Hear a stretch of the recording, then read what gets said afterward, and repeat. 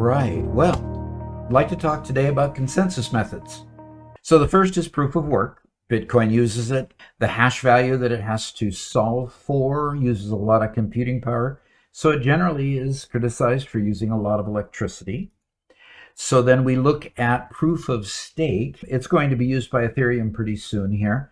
In fact, Ethereum 2 is supposed to come out before the end of the year.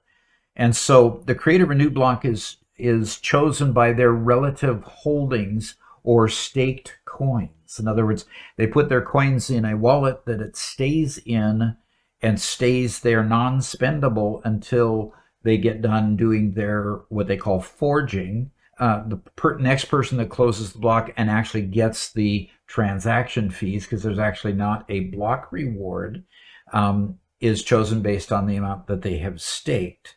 So they keep the transaction fees, and that's how they get paid to maintain a proof of stake network.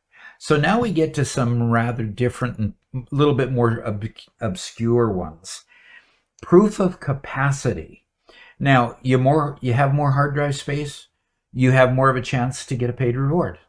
In other words, in this one, it still uses quite a bit of computing power, but it saves all the solutions that it's come to onto the hard drive.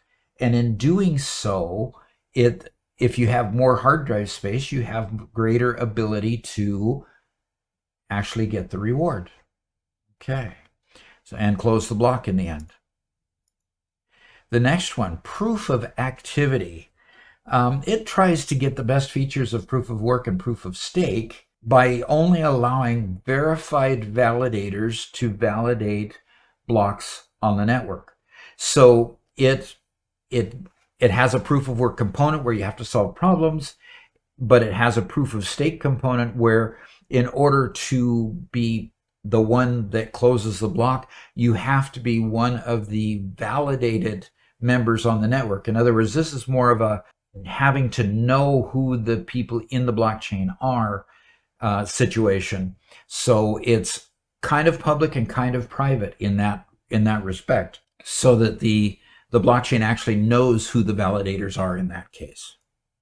Okay, so the next one is proof of burn. It's kind of weird. You actually destroy coins in order to process transactions. Okay, the more coins you destroy, the more transactions you get, and the transactions pay fees, and the fees are supposed to be more than the amount that you burned. I've not actually seen one of these yet, or seen how they work. So kind of an interesting concept to destroy something to earn something, but that's one of those consensus methods. The next one is proof of weight. Algorand, if you're familiar with that, uses proof of weight. Algorand is more of a titling sort of blockchain. In fact, El Salvador uses Algorand for their legal documents, such as real estate trusts and deeds and driver licensing and other legal documents within the government. So along with Algorand, they also use Bitcoin down there as well. So what's interesting about all of these is the fact that these are all used in public blockchains.